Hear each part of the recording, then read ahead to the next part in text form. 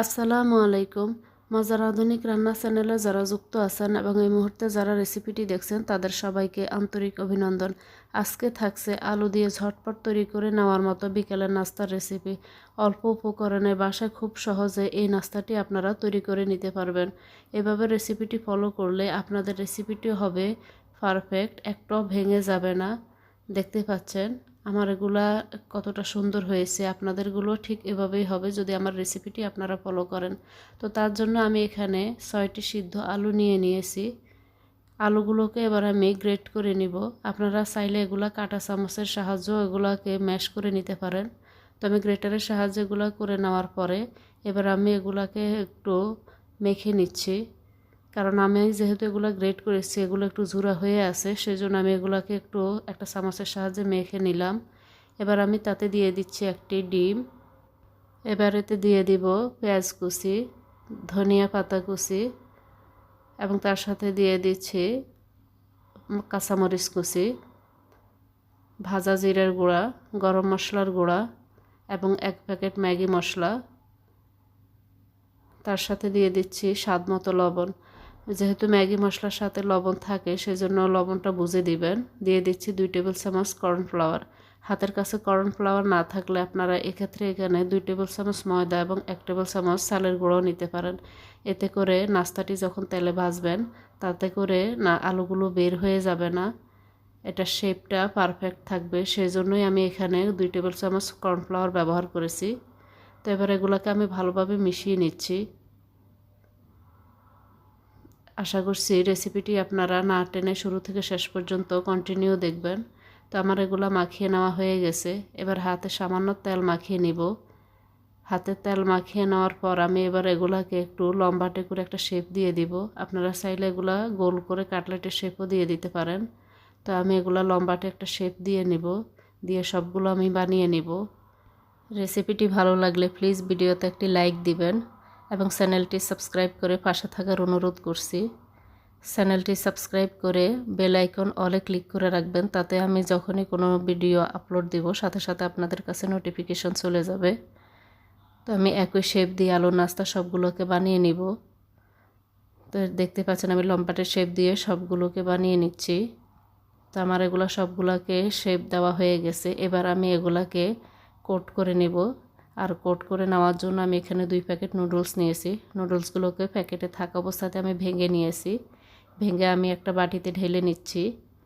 এবার আমি একটা একটা করে আলুর নাস্তাকে আমি হালকা হাতে চেপে চেপে নুডলস দিয়ে এগুলোকে কোট করে নিব। আপনারা চাইলে এখানে নুডলসের পরিবর্তে ব্রেড ক্রাম্বও নিতে পারেন। তো আমি এখানে নুডলস দিয়ে এগুলোকে কোট করব। তো হালকা হাতে চেপে আমি এগুলোকে সবগুলোকে এক এক করে কোট করে নিচ্ছি। আমার চ্যানেলে অনেকগুলো আলু দিয়ে তৈরি নাস্তার রেসিপিও শেয়ার করা আছে, আপনারা চাইলে আমার চ্যানেল থেকে সেগুলোকে দেখে নিতে পারেন। তো আমি সবগুলোকে একইভাবে কোট করে নেব। কোট করে নেওয়া হয়ে গেলে আমি আপনাদেরকে দেখিয়ে দিব নাস্তাগুলো কিভাবে আপনারা সংরক্ষণ করবেন। তো আমার এগুলো সবগুলোকে যখন বানানো হয়ে গেছে তখন আমি এভাবেই প্লেটে নিয়ে এগুলোকে আমি ডিপ ফ্রিজে 1.5 থেকে 2 ঘন্টার জন্য রেখে দিব। 1.5 থেকে 2 ঘন্টা রেখে দেওয়ার পর দেখে নিশ্চয়ই বুঝতে পারছেন যে আমার এগুলো কিন্তু অনেকটাই শক্ত হয়ে গেছে। তো আমি এবার এগুলাকে একটা বক্সে নিয়ে নিব। যে কোনো ধরনের বক্সে আপনারা এগুলাকে নিয়ে নিতে পারবেন। এবার বক্সে নিয়ে আমি এগুলাকে সংরক্ষণ করব। এভাবে আপনারা 1.5 থেকে 2 মাসের জন্য এগুলাকে সংরক্ষণ করতে পারবেন। আমি যেভাবে রেসিপিটি তৈরি করেছি আপনারা যদি রেসিপিটি হুবহু সেভাবে ফলো করেন তাহলে ইনশাল্লাহ আপনাদের রেসিপিটাও পারফেক্ট হবে। তো আপনারা এভাবে করে এগুলাকে ডিপ ফ্রিজে রেখে সংরক্ষণ করতে পারবেন। তো আমি এবার আপনাদেরকে কিছু নাস্তা ভেজে দেখাচ্ছি। তার জন্য আমি এখানে কিছুটা তেল গরম করে নিয়েছি। তেল গরম হয়ে গেলে আমি এবার এতে নাস্তাগুলো দিয়ে দিব। একবার আমি যেই কটা দিতে পারি আমি সে কটা দিয়ে দিব। এ পর্যায়ে চুলার আঁচ মিডিয়ামে থাকবে। তো আমি এগুলাকে মিডিয়াম হিটে রেখে এগুলাকে আমি উল্টে পাল্টে ভেজে নিব। তো আমি কাঁটা চামচ দিয়ে উল্টে নিচ্ছি। আমার কাছে মনে হয় কাঁটা চামচ দিয়ে উল্টালে যে কোনো নাস্তা মাছ আমি যেটাই ভাজি না কেন আমি সাধারণত কাঁটা চামচ দিয়ে উল্টে, আমার কাছে এটাকে সহজ মনে হয়। তো আমি এগুলাকে উল্টে দিচ্ছি। দেখতেই পাচ্ছেন মাশাআল্লাহ খুব সুন্দর একটা কালার এসেছে এবং আমি এগুলাকে এবার তুলে নিচ্ছি। তো তো নাস্তাগুলোকে আমি এবার একটা টিস্যু পেপারে রাখবো, তাতে করে অতিরিক্ত যে তেলটা সেটা টিস্যুটা অ্যাবজর্ব করে নেবে। তো আমি এদিকে ছোটো একটা স্টিলের ছাঁকুনি দিয়ে আমি এখানে যে ম্যাগির টুকরোগুলো পড়েছে সেগুলোকে আমি তুলে নিব।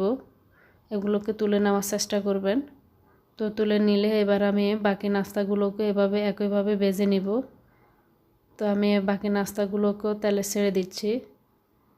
আপনারা যারা চ্যানেলটি সাবস্ক্রাইব করেননি প্লিজ চ্যানেলটি সাবস্ক্রাইব করে পাশে থাকার জন্য অনুরোধ করছি।